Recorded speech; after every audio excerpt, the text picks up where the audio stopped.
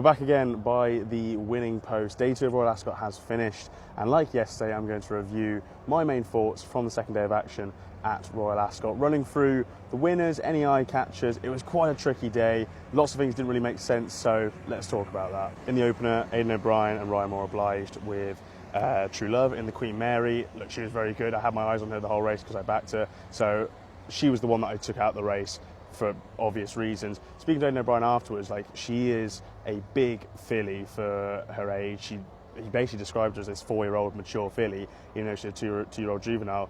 She could be quite an interesting horse going forward, and the fact that she's such a big framed filly in this fairly early stage of her career, she could mature nicely. It's kind of like a case of whatever she does now, she's going to be much better as a 3-year-old, which I think is very interesting because, the age-old phrase in jumps, whatever they do over hurdles, they do better over fences. Paul Nicholls likes to use that phrase quite a lot. I think whatever she does as a juvenile, she's going to be very, very good going forward. She wouldn't want to do too much now just because of her frame. We wouldn't want to over-race as a 2-year-old, but obviously she has so much ability. She did it well yesterday. I thought she did it well to go so hard early at that near side rail and then perform another winning effort towards the end. She could have easily faded away if she wasn't any good. She looks like a nice horse. Could be stepping up 6 furlongs soon. Queen's Vase, Karma's. It was nice to see Paddy Toomey get a winner, first Royal Ascot winner, first winner actually at Ascot. He's a gritty horse, isn't he? He looked like the winner coming around the bend, and so he duly obliged. Like, he was the horse going the best. He got to the front and he didn't let anything get nearby. I just wonder what the form of the race is worth. Shackleton was sort of favourite for the race, or early favourite for the race, just by being trained by Aidan O'Brien and ridden by Ryan Moore. He didn't really have the best form in the book, and he's looked like a really slow character before his race today. He looked slow against Day. So Karma's is a nice horse. I think I saw quotes of maybe 14-1 for the Ledger. I wouldn't be in a rush to back him. He's not a bad price at that, and he is kind of that Ledger type. He's a gritty, no-nonsense, will keep galloping type. So as a pure horse racing type, he's not bad, but I just worry about the form of the race. The Queen's Vase, don't think it was a very, very good renewal this year.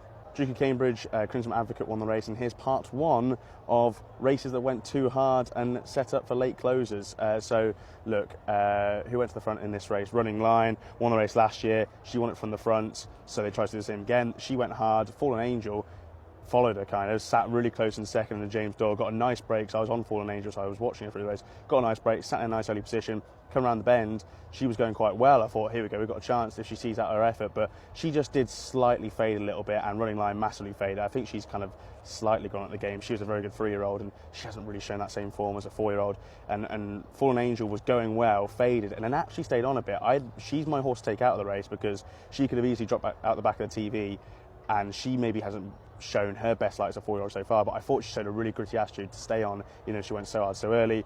The race did set up for the late closers. It really set up for Cinderella's Dream, who was favourite for Godolphin, and William Buick, Charlie Appleby. They also set up for Crimson Advocate. Crimson Advocate is a Queen Mary winner from a couple of seasons gone now. Really fast-paced, it's American bred, was American trained, now trained by John Fady Gosden. She is this speedy horse who's not really going to get much further than a mile, and she just sat off the pace, bided her time. Great ride by J-Mac, James McDonald. So she obviously deserved a winner in the end because of how the race set up, but I think John Gosden was slightly surprised the fact she did beat those 3 strong fillies in the market, and I think it's because of how the race set up. No real excuses for Cinderella's Dream in second because the race set up perfectly for her. She sat off the pace and it came back to her, but she was done by speedier filly. She can still pick up races throughout the season, Cinderella's Dream, but the horse to take out of the race for me, Fallen Angel. Prince of Wales Stakes time, and part 2 of races that went too hard too early and set up for the late closers. Yes, a lot's been said about the Ballydoyle tactics and the fact that Continuous went on hard, kind of to sort of set the race up for, or potentially set the race up for Los Angeles, and then it was weird to see Los Angeles sit in second right on his hindquarters. I completely agree with these comments because, if you're setting up a race pace-wise, I know Ballydoyle, they're fair masters now at winning races through race tactics, and maybe not potentially sometimes with the best horse. They sort of price horses out of it in the way they run it. But if you go so hard from the front with Continuous, and they really did go hard in the Prince of Wales, why would you then sit your chance, Los Angeles, so close to the hindquarters of Continuous? Well, why wouldn't you sit in kind of like 3rd or 4th, sit a little bit off the pace, not massively off the pace obviously, but sit a little bit off the pace in midfield, get a bit of cover? Didn't really. Sat in second, right sort of behind Continuous, and ultimately as they turned for home, you kind of knew that Los Angeles was beat. Ombudsman, I don't know what to make of the horse. If you had asked me pre-race who I thought had no chance of winning, I'd actually said Ombudsman. Shows how much of a shrewd I am. But I didn't really fancy him. I wasn't quite sure on his form. He looked good today. On the eye, he looked very good, sprinted away. Just a small worry in the back of my head, the fact that the race did go so hard so early and set up for those late closes, very much like the Duke of Cambridge. Because Anmart, again, he set off the pace, and I kind of thought Anmart was going to win. Looking at his run coming down the outside, was it at the 2 pole, I think, or 1.5 furlongs from home? I was like, yeah, Anmart wins this, and I was kind of going to be kicking myself because I fancied Anmart on our preview, only for a horse preview on Tuesday, but I didn't kind of back him today. I didn't have a bet in the race. He made his run, he looked like the winner, and then this thing in Godolphin Blue just comes and flies by. So it will be interesting to see how he can back this performance up going forward. I'm not going to take anything away from Ombudsman because to the eye he looked very good, but yeah, just wonder because the tactics, Ballydoyle got the tactics wrong. They kind of just did. So yeah, strange race really, but I suppose that's going to happen when one of those sort of well-fancied horses goes out like a light. And See the Fire again, like she sat prominent, no, she sat prominent enough, she sat in midfield, she came with a run and she can sustain it as well at the rail, so who knows. Final 3 races of the day, I don't really have too much to say about them. The Royal Hunt Cup, I had a bet in it, Epictetus. I thought he ran well, he didn't get a massive run through at that near side rail, he got stopped a little bit and then he still ran a fine race. It really frazzled my brain as to what the draw bias was because they split into 3 different groups in the Royal Hunt Cup. They had a middle group, far side group and a near side group. The far side group and the middle group looked so far ahead of the near side group. I know the near side winner did go and win the race, Mike Cloud. You can kind of probably upgrade him, group horse and a handicap potentially, question mark, because he came from so far back and the near side group was so far behind the far side group and the middle group.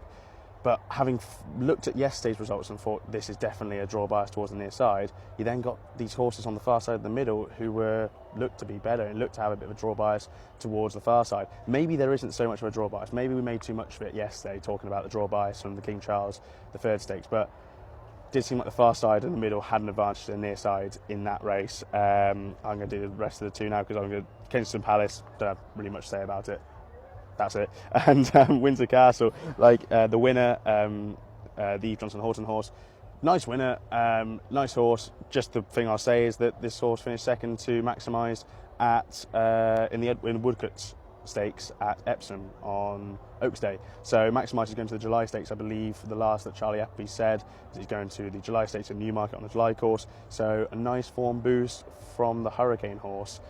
In the last, I actually have forgotten the name off the top of my head, so this is why I haven't really said the horse's name. The horse's name has escaped me, I'm complete mind blank, but it was trained by Eve Johnson Horton and Hurricane. Insert name on screen.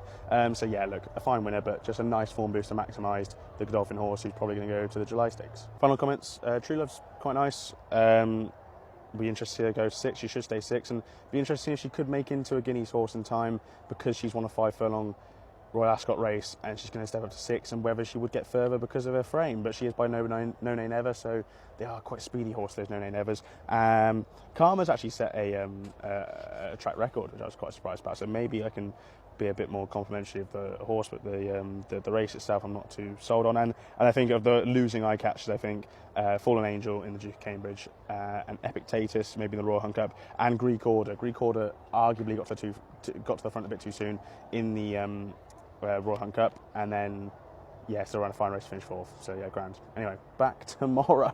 Yes, do all the fun again. Best of luck, as you were.